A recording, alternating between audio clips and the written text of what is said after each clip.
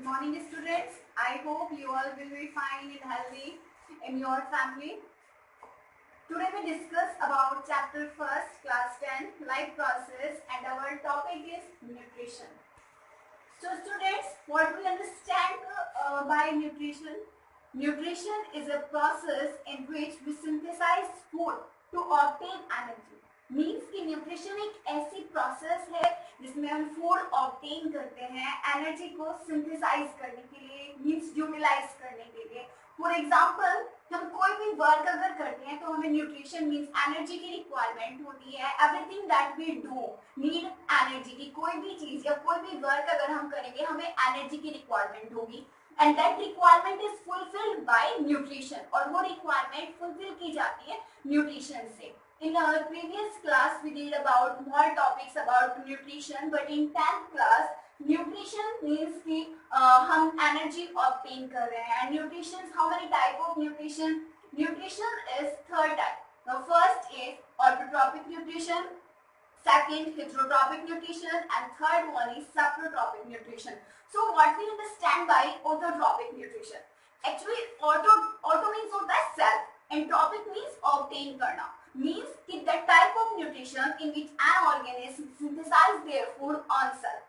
एक ऐसी टाइप का न्यूट्रिशन जिसमें कोई भी ऑर्गेनिज्म अपना फूड खुद से कैपेबल, मीन्स वो कैपेबल होता है, वो एबल होता है अपना फूड खुद से सिंथेसाइज करने के लिए. For example, our green plants, all our green plants are autotrophs, means they synthesize their food on self with the help of sunlight, water and CO2. So plant is autotrophs. हमने भी यहाँ पे discuss किया types of nutrition या what is nutrition. Nutrition is a process in which an organism synthesize their food to obtain energy. Means एक ऐसी process जिसमें हम न्यूट्रिशन ऑब्टेन कर रहे हैं, मीन्स फूड ऑब्टेन कर रहे हैं एनर्जी को यूटिलाइज करने के लिए, सिंथेसाइज करने के लिए. और वो एनर्जी हमें चाहिए कि किस लिए? For doing very types of activities या for doing some purpose, like अगर हमें खेलना है या फिर हम कोई भी एक्टिविटीज हमें करनी है तो इसके लिए क्या चाहिएगा? हमें चाहिए एनर्जी. और वो एनर्जी हमें कहाँ से मिलेगी? एनर्जी मिलेगी हमें फूड से, और फूड को ही इनटेक करना या फूड को सिंथेसाइज करना. That process is known as nutrition. जो कंपोनेंट्स आप फूड की गेन करते हो like carbohydrates, fats, vitamins, all are nutrients. हम उन्हें न्यूट्रिएंट्स बोलते हैं because they provide us energy, क्योंकि वो हमें एनर्जी प्रोवाइड करते हैं. Let's start the types of nutrition. अभी हमें बात करनी है कि न्यूट्रिशन जो है वो हमारा कितने टाइप का होता है. In class 10 nutrition is a very important topic. Always types of nutrition asked in our board examination. So first we discuss about autotrophic nutrition.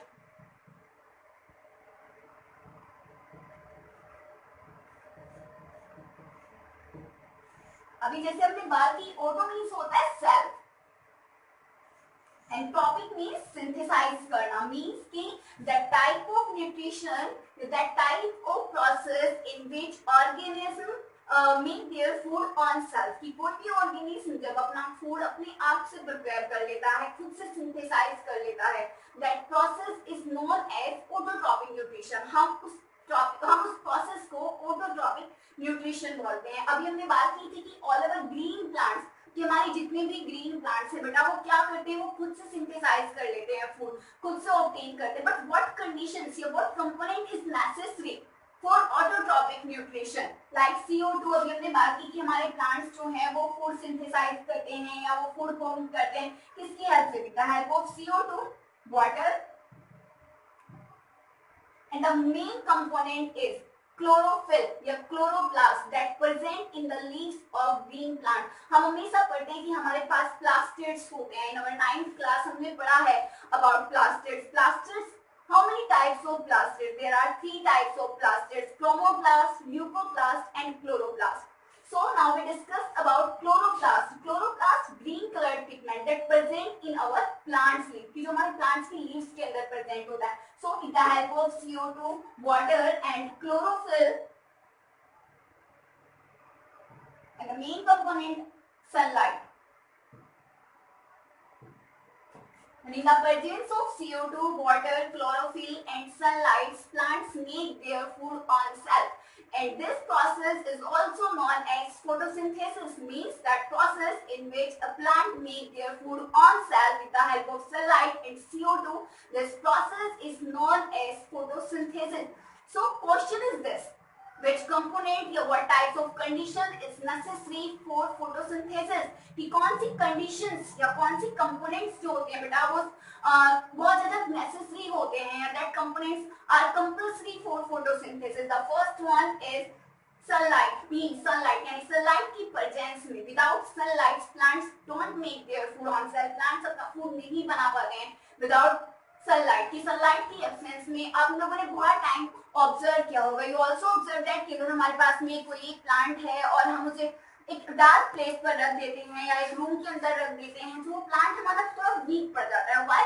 Because that plant does not make their food. वो plant अपना food नहीं बना पा रहा है, properly नहीं बना पा रहा है. और क्यों नहीं बना पा रहा है? In the absence of sunlight, क्योंकि वहां पर प्रॉपर अमाउंट जो है सनलाइट का वो नहीं पहुंच पा रहा है.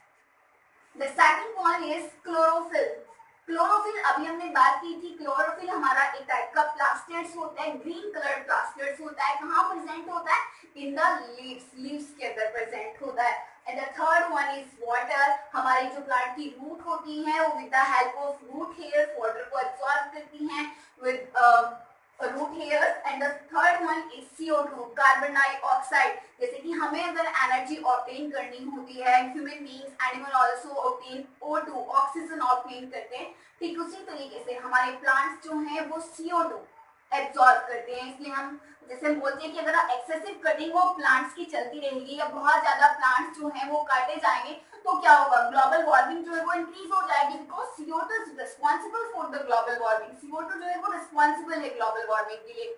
और अगर प्लांट्स नहीं होंगे तो CO2 एब्सॉर्ब नहीं हो पाएगी, सो ग्लोबल वार्मिंग इंक्रीज हो जाएगी. नाउ द सीरीज की जो 4 टर्म्स हमने भी बात की है, that 4 main components that is responsible for photosynthesis. और ये जो प्रोसेस हमने बात की फोटोसिंथेसिस की, इसी को हम बोलते हैं बेटा ऑटोट्रॉपिक न्यूट्रिशन. मींस कि दैट टाइप ऑफ ऑर्गेनिज्म. और कौन से organism? Only green plants. Means that type of organism make their food on cell. Means ऐसे ऑर्गेनिज्म जो अपना फूड खुद से सिंथेसाइज कर रहे हैं with the help of sunlight, water, CO2 and chlorophyll. That process is known as autotrophic nutrition and that organism is known as autotroph. I hope you will understood this topic. Now our second topic is heterotrophic nutrition. So what is heterotrophic nutrition? Students, it's just opposite to the autotrophic nutrition. ये हमारा बिल्कुल opposite है autotrophic nutrition के.